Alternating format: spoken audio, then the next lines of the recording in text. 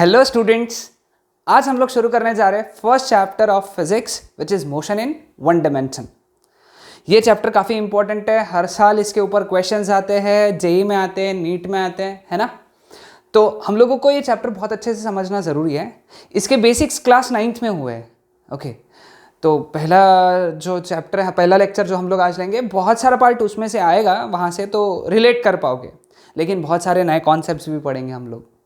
हाँ, मेरा सजेशन है कि अगर आपने ये लेक्चर इसके पहले वाले लेक्चर जो बेसिक्स के लेक्चर मैंने बनाए वो नहीं देखे तो पहले उसको एक बार देखो, क्योंकि बहुत सारे ट्रिग्नोमेट्री के भी बेसिक्स हम लोग यहाँ यूज़ करने वाले। ठीक है, so without wasting our time will start with our chapter mechanics, motion in one dimension, and the heading is mechanics. Okay, mechanics is the branch of physics which deals with the study of motion. समझ में? Mechanics is the branch of physics, physics की branch है which deals with the study of motion. Okay, now mechanics के अंदर majorly दो branches आती है which is kinematics और डायनामिक्स। कुछ बुक्स में स्टैटिक्स ये भी दिया हुआ है। ओके, स्टैटिक्स कुछ बुक्स में दिया है, कुछ बुक्स में नहीं दिया है। ओके, तो एक एक करके समझ लेंगे। पहले स्टैटिक्स से शुरुआत करते हैं जो बहुत से बुक्स में नहीं दिया है। स्टैटिक्स क्या होता है? It is the branch of physics which deals with the study branch of mechanics which deals with the study of object at rest, okay, while considering various forces on it. Okay, यानी object rest पे है और उस पर बहुत सारे forces लग रहे हैं, उनका study, that is known as statics. Object rest पे है, स्टैटिक, स्टैटिक मतलब रेस्ट पे। Okay, clear with this? Second is dynamics. Dynamics क्या है? इट इज द सेकेंड हम लोग इससे शुरू करते हैं, kinematics, the branch of mechanics, the branch of mechanics which deals with the study of motion without considering forces on it. Okay, motion हो रहा है लेकिन फोर्स कंसिडर नहीं कर रहे हैं हम लोग। ओके, फोर्स का डिस्क्रिप्टिव स्टडी, मोशन का डिस्क्रिप्टिव स्टडी, ऐसा ध्यान में रखो। ओके, मोशन का descriptive study is nothing but kinematics, यानी फोर्स, उस पर जो फोर्सेस लग रहे हैं वो नहीं कंसिडर कर रहे हैं। ओके, लेकिन जब मोशन पे लगने वाले फोर्स को कंसिडर करके अगर स्टडी करोगे, ओके, मोशन पे लगने वाले फोर्स को कंसिडर करके स्टडी करोगे तो that is dynamics. Okay, the branch of mechanics which deals with the study of motion without considering force, the branch of mechanics which deals with the study of motion with considering the action of force या considering the effects of force, and the branch of mechanics which deals with the study of object at rest while considering the forces acting on it, forces acting on it, forces acting on it, forces not acting on it। समझ में आया सबको? तो ये definition है, बहुत आसान से डेफिनेशन है, समझ में आया होगा आप लोगों को, है ना। हाँ, rest, motion and frame of reference. Rest, okay, rest क्या है? Rest is that state of an object, ये स्टेट ऑफ एन ऑब्जेक्ट है ना, state of an object, okay, when the position of object does not change with respect to surrounding या फिर observer. Okay, rest वो state of an object है जिसमें किसी object का पोजीशन चेंज नहीं हो रहा है विथ रिस्पेक्ट टू सराउंडिंग या with respect to observer. Observer या सराउंडिंग के रिस्पेक्ट में अगर पोजीशन चेंज नहीं होता है तो उस वक्त हम लोग कहेंगे कि ऑब्जेक्ट रेस्ट पे है। This is also state of an object, motion is also state of an object जिसमें ऑब्जेक्ट की पोजिशन चेंज हो रही है टाइम के हिसाब से। Okay, the state of an object in which the position of the object changes with respect to time, है ना। जैसे फॉर एग्जांपल मैं यहाँ पे हूँ, तुम देख रहे हो, तुम ऑब्जर्वर हो। ओके, मैं यहाँ पे हूँ, फिर थोड़ी देर बाद भी तुम जब देखोगे तो मैं अगर यही रहूँगा तो तुम क्या बोलोगे? मेरा पोजीशन चेंज नहीं हुआ, मैं रेस्ट पे हूँ। ओके, लेकिन तुमने मुझे देखा भी यहाँ पे, थोड़ी देर बाद जब देखा तो मैं यहाँ था, तो तुम क्या बोलोगे यहाँ पे कि सर ने पोजिशन चेंज किया विद रिस्पेक्ट टू टाइम, तो सर कैसे है? मोशन में है। Clear with this? ध्यान में है सबको? Okay, frame of reference. Okay, frame, frame यानी ऐसा वाला फ्रेम जिसके अंदर ऑब्जर्वर बैठा है या ऑब्जर्वर है। और इसको बोलते हैं अपन फ्रेम ऑफ रेफरेंस। ये फ्रेम ऑफ रेफरेंस यानी फ्रेम ऑफ रेफरेंस वो चॉइस है कोऑर्डिनेट एक्सेस का।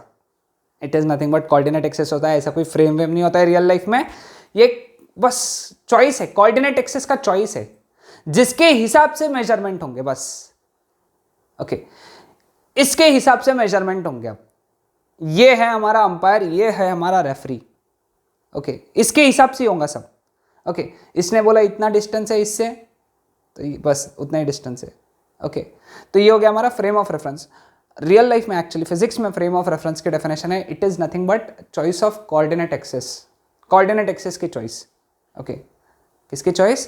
कोऑर्डिनेट एक्सेस की चॉइस जिसके हिसाब से ऑब्जेक्ट का जो मोशन है वो ऑब्जर्व होगा, उस ऑब्जेक्ट के पोजीशन बताया जाएगा, उस ऑब्जेक्ट का वेलोसिटी बताया जाएगा, उस ऑब्जेक्ट का एक्सेलरेशन बताया जाएगा इसके हिसाब से।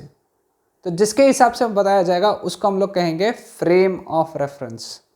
इसके बारे में बहुत डिटेल में स्टडी हम लोगों को न्यूटन्स लॉज ऑफ मोशन ये नाम के चैप्टर में आएगा, तब हम लोग बहुत डिटेल में पढ़ेंगे। अभी सिर्फ याद रखो ये एक कोऑर्डिनेट एक्सेस है, इसी के हिसाब से पूरा मोशन स्टडी किया जाएगा। मोशन के स्टडी में क्या क्या इंक्लूड करेंगे अपन? उसका पोजीशन देखेंगे, उसका वेलोसिटी देखेंगे, उसका एक्सेलरेशन देखेंगे। आया ध्यान में? आसान concept. Okay particle and point object. Particle is nothing but an object of very small dimension, literally 0 dimension, मतलब जिसके डायमेंशन ही नहीं है, उसको हम लोग पार्टिकल कहते हैं फिजिक्स में। ओके बहुत इंपॉर्टेंट कॉन्सेप्ट है, मतलब समझ बहुत आसान भी है। इंपॉर्टेंट तो है ही, आसान भी है कि पार्टिकल यानी क्या होता है? It is that object which is having 0 dimension. 0 dimension बहुत छोटा, एकदम छोटा। ओके उसको बोलते हैं हम लोग पार्टिकल। अब पॉइंट ऑब्जेक्ट ये क्या चीज होता है? ऐसा object okay which is very small as compare to the distance travelled by it. Okay यानी उसने जो डिस्टेंस ट्रैवल किया उसके कंपैरिजन में जिसका साइज छोटा होता है उसको हम लोग कहते हैं पॉइंट ऑब्जेक्ट। ओके जैसे तुम आसमान में देखते हो जेट को, है ना, जेट रॉकेट बोलते हो ना तुम, जिसको रॉकेट नहीं बोलते उसको जेट बोलते हैं। जो वो विमान जाता है उसके पीछे ट्रेल जाती है ना, उसकी ट्रेल यानी क्या, वो धुआं धुआं होता है ना उसके पीछे का, तो वो इतना बड़ा डिस्टेंस है, उसके कंपैरिजन में बहुत छोटा लग रहा है ना वो ऑब्जेक्ट, बहुत छोटा है ऑब्जेक्ट, तो वो हो गया हमारे लिए आज से पॉइंट ऑब्जेक्ट। ठीक है, समझ में आया? पॉइंट ऑब्जेक्ट की डेफिनेशन क्या है? ऐसा ऑब्जेक्ट जिसकी साइज बहुत छोटी है as compare to distance travelled by it, as compare to distance travelled by it, that is known as point object. Next 1D 2D and 3D motion. 1 dimension 2 dimension and 3 dimension motion. क्या होता है 1 dimension 2 dimension and 3 dimension motion? ऐसा motion जिसमें 1 out of 3 coordinates will change, यानी 3 में से कोई एक ही कोऑर्डिनेट चेंज होगा, 2 चेंज नहीं होंगे। आइदर x, यानी जब x चेंज हो रहा है, तुम x एक्सिस पे चल रहे हो, x एक्सिस पे या पैरेलल टू x एक्सिस, तो x एक्सिस या पैरेलल टू x एक्सिस चलोगे तो तुम्हारा y और z कोऑर्डिनेट चेंज नहीं होगा, सिर्फ और सिर्फ x कोऑर्डिनेट चेंज होगा। ओके समझ में आया? तो वो हो गया 1 डायमेंशन मोशन। ओके जब तुम y एक्सिस पे चल रहे हो, सपोज y एक्सिस पे चल रहे हो या फिर पैरेलल टू y एक्सिस चल रहे हो, x या x को पैरेलल, y या y को पैरेलल, तो उस केस में तुम्हारा कौन सा डायमेंशन चेंज होगा? y डायमेंशन चेंज होगा। और कौन सा चेंज नहीं होगा? x और z चेंज नहीं होगा। ओके ये सारा मॉड्यूल में दिया है, वहां से चेक कर लेना, वहां से पढ़ लेना। ओके तीसरा, तुम z एक्सिस पे चल रहे हो या फिर पैरेलल टू z एक्सिस चल रहे हो या z एक्सिस पे चल रहे हो, तो तुम्हारा z कोऑर्डिनेट चेंज होगा, x और y चेंज नहीं होंगे, तब तुम्हारी मोशन कहलाई जाएगी मोशन इन 1 डायमेंशन। ठीक है, अब इसकी क्या आएंगी? 2 out of 3, 2 out of 3 यानी 3 में से 2 कोऑर्डिनेट्स अगर चेंज हो रहे तो हम लोग क्या कहेंगे? It is motion in 2 dimension. ठीक है, समझ में आया सबको? इसको हम लोग बोलते हैं मोशन इन प्लेन। इसके एग्जाम्पल क्या है? सर्कुलर मोशन, प्रोजेक्टाइल मोशन, 2 अलग अलग चैप्टर है अपने पास में। ये चैप्टर अलग है, ये चैप्टर अलग है ना, पढ़ेंगे अपन बहुत डिटेल में। एग्जाम्पल याद रख लो अभी के लिए। और इसके लिए क्या आएगा? ऑल थ्री कोऑर्डिनेट्स चेंजेस, तीनों के तीनों कोऑर्डिनेट चेंज हो रहे हैं, एक्स भी चेंज हो रहा है, वाई भी चेंज हो रहा है, जेड भी चेंज हो रहा है। ओके यानी तुम ये ऐसा जा रहे हो, यानी एक्स वाई जेड तीनों चेंज होंगे, ऐसे बीच में से कहीं तो निकल गए, है ना। तो इसका एग्जाम्पल क्या आएगा, नहीं इसको क्या कहते हैं, इसका एग्जाम्पल नहीं होता है, इसको क्या कहते हैं, मोशन इन स्पेस, इसको कहते हैं मोशन इन स्पेस। समझ में आया सबको? हाँ, तो ये कॉन्सेप्ट है हमारे 1D 2D and 3D motion का, बहुत आसान था, है ना। हाँ, अब आ रहा है बहुत important concept which is distance. Okay, distance की सबसे सिंपल डेफिनेशन है, it is actual length of the path travelled by an object. Okay, object ने एक्चुअली कितना पाथ ट्रैवल किया, ऑब्जेक्ट ने एक्चुअली कितना पाथ ट्रैवल किया, that is known as distance. Okay, जैसे फॉर एग्जांपल ऑब्जेक्ट यहां से यहां गया, 4 मीटर चला, फिर उसने बी से टर्न ले लिया, सी तक गया, 3 मीटर चला, तो उसने एक्चुअली कितना किया ट्रैवल, 4 + 3, तो ये हो गया उसका डिस्टेंस। तो यहाँ पे अगर मैंने पूछा तुमको डिस्टेंस कितना, तो तुम बोलोगे 4 metre + 3 metre which is 7 metre. तो एक्चुअली उसने कितना ट्रैवल किया, उसका पाथ कितना है, 4 + 3 विच इज 7 मीटर। ओके, अब इसके लिए कुछ खास बात, ये स्केलर क्वांटिटी है। कैसी क्वांटिटी है, स्केलर क्वांटिटी, यानी इसके पास में डायरेक्शन नहीं है, सिर्फ मैग्नीट्यूड है, तो दैट इज स्केलर क्वांटिटी। इसका जो एसआई यूनिट है दैट इज मीटर, और इसका जो सीजीएस यूनिट है दैट इज सेंटीमीटर। याद रखना है सारी चीजें, SI unit metre, CGS unit centimetre. इसके जो डायमेंशंस है वो है L1, या फिर कुछ बुक्स में लिखा जा सकता है, तुम कुछ बुक्स में दिखेगा M0 L1 T0, ये भी है, ये और है, मतलब कुछ बुक्स में L1, कुछ बुक्स में ऐसा लिखा रहेगा। समझ में है सबको? हाँ, सबसे इंपॉर्टेंट बात, it is always positive, it is never negative और जीरो। ये जीरो कभी नहीं हो सकता, निगेटिव भी नहीं हो सकता, या हमेशा पॉजिटिव रहेगा, हमेशा पॉजिटिव, है ना, हमेशा it will be positive, it is never negative और जीरो। आया ध्यान में? तो ये बातें याद रखना है अपने को डिस्टेंस के लिए। ओके, हाँ सॉरी, एक और चीज बता देता हूं, अगर एक ऑब्जेक्ट यहां से शुरू किया ए से, वो बी तक गया, फिर सी पे गया, फिर डी पे गया, फिर ए पे आ गया, ऐसा, तो मैंने बोला ए से लेके ए तक, ए से लेके ए तक उसने डिस्टेंस ट्रैवल कितना किया, तो तुम क्या बोलोगे, 2πr। ओके, मैं बोलूंगा ए से लेके सी तक, ए से लेके सी तक, है ना, तो आधा सर्कल ट्रैवल किया उसने, तो ये पूरा सरकमफरेंस रहता ना 2πr, तो it is half circumference which is πr। अब मैं बोला ए से लेके बी तक, ए से लेके बी तक, इसका भी हाफ यानी πr/2, लेकिन मैंने बोला ए से लेके डी तक, ए से लेके डी तक, ये πr/2, ये πr/2, ये πr/2, तो टोटल कितना हो गया 3πr/2, है ना, πr/2 πr/2 πr/2, 3πr/2, ए से डी तक, ये सब बातें याद रखना। ओके, डिस्प्लेसमेंट क्या होता है, displacement it is the shortest, ओ है ये, shortest distance between initial position and final position, है ना, shortest distance between initial position और फाइनल पोजीशन। कुछ बुक्स में शॉर्टेस्ट डिस्टेंस के जगह लिखा हो सकता है स्ट्रेट लाइन डिस्टेंस, एक ही बात होती है, क्योंकि शॉर्टेस्ट हमेशा स्ट्रेट लाइन होता है, तो that is known as displacement, है ना। अब ये समझाता हूं, देखो फॉर एग्जाम्पल पार्टिकल इधर गया ऐसा, एक और बार लिखते हैं,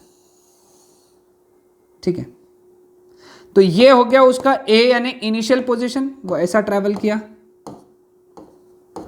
और ये हो गया बी यानी फाइनल पोजीशन। तो ये टोटल अगर तुमने गिना तो ये हो गया डिस्टेंस, लेकिन अगर तुमने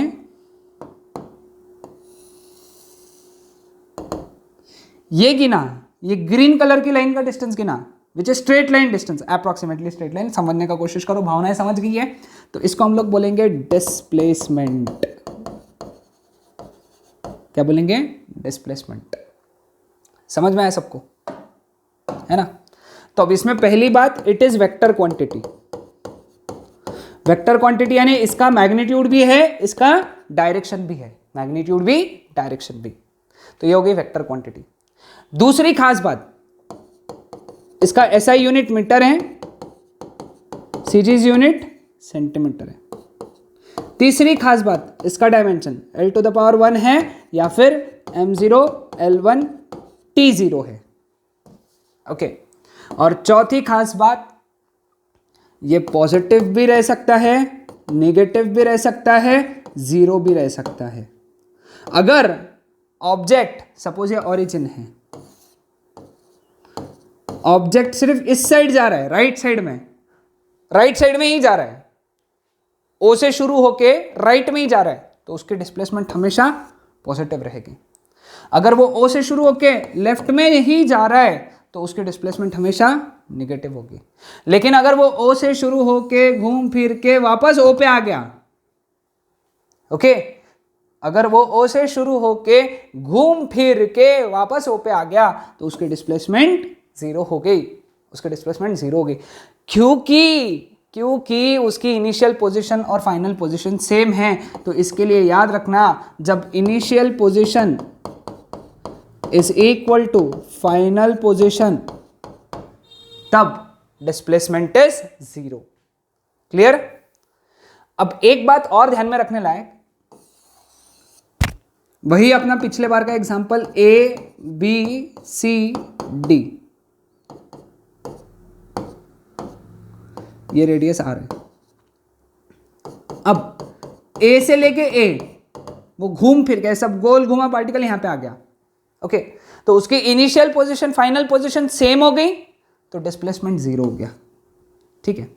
वो ए से बी गया, ये आर है तो ये भी आर रहेगा, तो स्ट्रेट लाइन डिस्टेंस तो ये हुआ ना, स्ट्रेट लाइन डिस्टेंस तो ये हुआ, है ना। ये आर तो ये स्ट्रेट लाइन डिस्टेंस हो गया, तो ये हो जाता है √2r। पाइथागोरस थ्योरम लगाओगे तो, पाइथागोरस थ्योरम लगाना आता है ना, ये आर तो ये √2r होता है। तो ए से लेके बी तक स्ट्रेट लाइन डिस्टेंस √2r है, मतलब डिस्प्लेसमेंट हो गया √2r। डिस्प्लेसमेंट ध्यान रखना, अपन डिस्प्लेसमेंट की बात कर रहे हैं, डिस्टेंस के पिछले बार किया था, ठीक है। अब ए से लेके बी सी तक,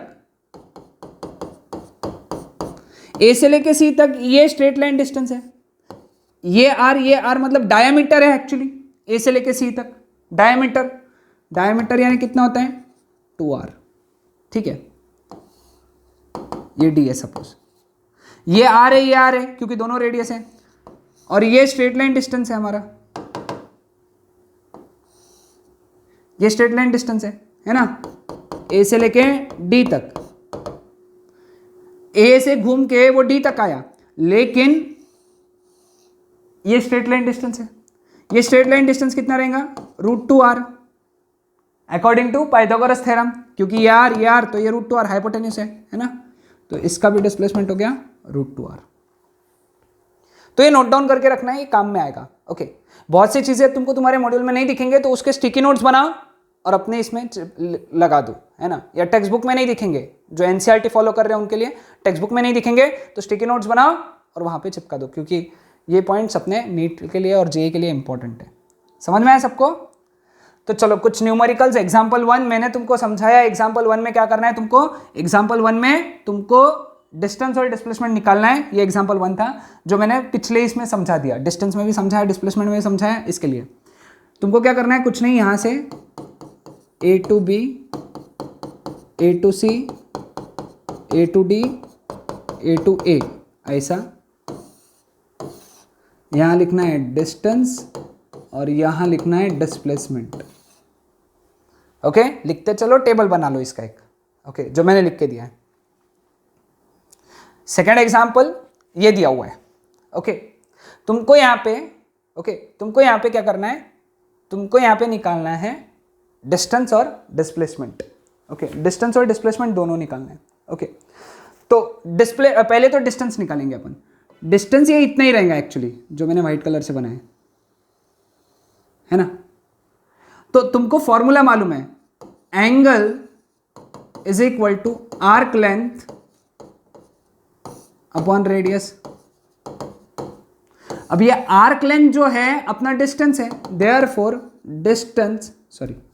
therefore theta is equal to distance upon radius. ये सर्कल में पढ़ा होगा तुमने कभी, तो नहीं पढ़ा है तो याद रख लो। Okay, angle is equal to arc length upon radius, तो ये इधर आ गया। Therefore distance is equal to R theta. Okay, simple था। हाँ, ओके। अब हम लोग बात करेंगे डिस्प्लेसमेंट के। डिस्प्लेसमेंट यानी स्ट्रेट लाइन डिस्टेंस होता है, ठीक है। ये दूसरे कलर से बनाता हूं मैं।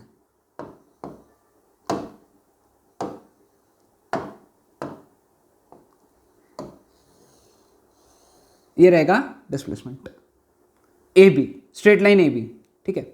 डिस्प्लेसमेंट मैं यहां पे कंस्ट्रक्शन करूंगा। ये मैंने एक परपेंडिकुलर बनाया है। ओके, तो ये एंगल हो गया थीटा बाई 2, ये एंगल हो गया थीटा बाई 2। ओके, सपोज ये यहां पे सी है, तो ट्रायंगल ओबीसी, ये देखो ट्रायंगल ओबीसी, ट्रायंगल ओबीसी में उसको अगर ड्रॉ किया अपन ने, ये ऐसा है, थीटा बाई 2, ये आर है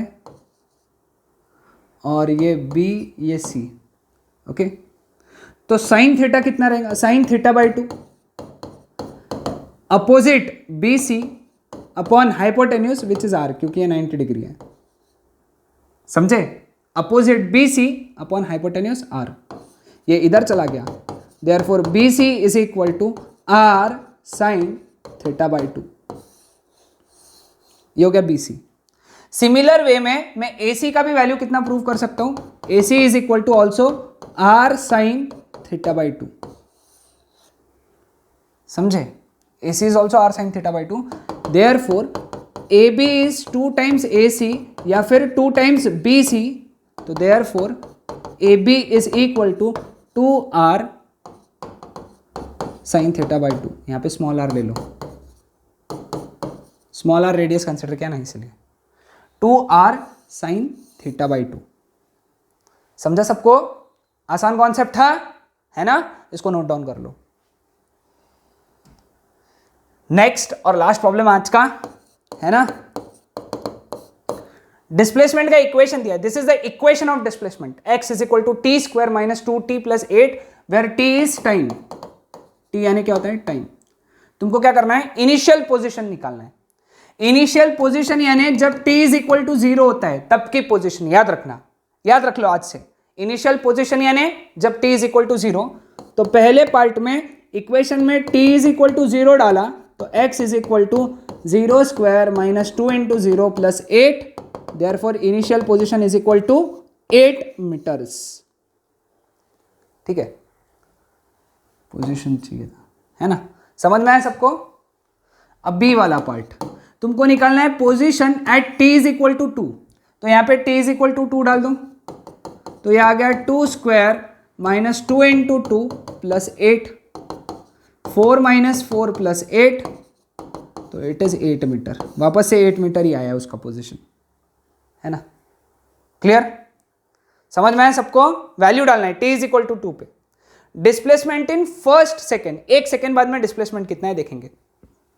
okay, displacement in first second यानी t इज इक्वल टू 0 से t इज इक्वल टू 1 में कितना डिस्प्लेसमेंट हुआ। तो एक काम करो ना, t इज इक्वल टू 0 पे पोजीशन निकालो, x1 बोल दूंगा मैं उसको, t इज इक्वल टू 0 पे अपन ने पोजीशन निकाला था, यहां पे देखो 8 मीटर था, यानी जब टाइम 0 था तो already x is equal to 8 पे था। अब जब टाइम 1 हो गया तो अपन पोजीशन निकालेंगे x2। कैसे निकालेंगे? t का वैल्यू 1 डालेंगे, कौन से इक्वेशन में? ये इक्वेशन में 1 डालेंगे तो क्या आएगा? 1 स्क्वायर माइनस 2 इंटू 1 प्लस 8, तो x is equal to 1 minus 2 plus 8, therefore x2 is equal to 7 metre. ये हो गई पोजीशन, ठीक है। तो therefore displacement is equal to, है ना, शुरुआत में x is equal to 8 metre पे था और बाद में x इज इक्वल टू कहां पे आ गया? वो 7 मीटर पे। तो displacement is final position minus initial position, final position minus initial position. Displacement हमेशा फाइनल माइनस इनिशियल, तो which is 7 minus 8 which is minus 1 metre. कितना हुआ डिस्प्लेसमेंट? Minus 1 metre. समझ में आया इक्वेशन? तो ये कॉन्सेप्ट है आज के हमारे, विच इज डिस्टेंस एंड डिस्प्लेसमेंट। एक एक कॉन्सेप्ट अच्छे से पढ़ो, अच्छे से सॉल्व करो। Okay, that's it.